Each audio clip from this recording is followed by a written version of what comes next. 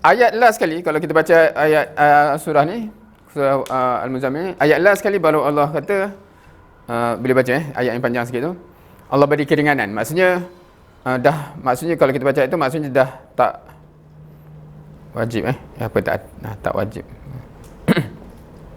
Maksudnya apa?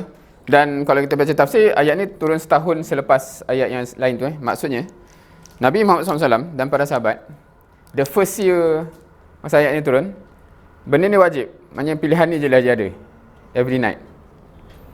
Lepas tu baru ayat last kan, Allah kata Allah tahu kau macam-macam lah. Dan even kalau kita baca ayat tu, okay, cuba baca ayat last tu, apakah list of reason Allah beritahu kenapa Allah kata Allah tahu kau tak mampu tu? Apa the reason dia? Sakit. Travel lah, musafir. Perang. Tu je? Tak ada lagi? Macam mana ayat dia? Cuba baca sikit lah, lupa pula ayat dia. Translation dia? Tak, ayat dia. Ayat dia. Inna rabbaka ya'lamu Antakum. Allah tahu kamu tak dapat ni kan? Alima antufuhu. Macam tu macam mana? Apa mana pula phone ni?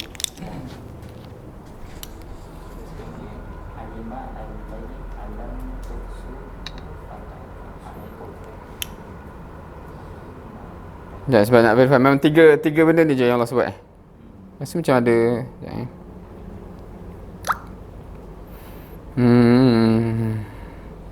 Muzammil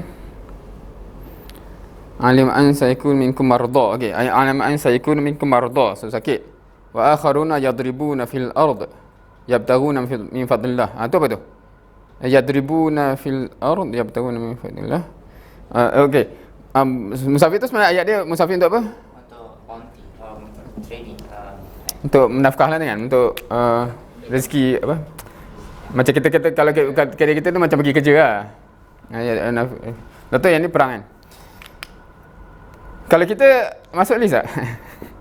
Sebab bila Allah kata macam Allah tahu kau tak mampu nak fulfill benda ni sebab ada yang sakit, ada yang sibuk kerja ni, ada yang terlibat perang kan. Itu interesting lah. Interesting macam aku tak mampu sebab lain kan. Sebab malas ke.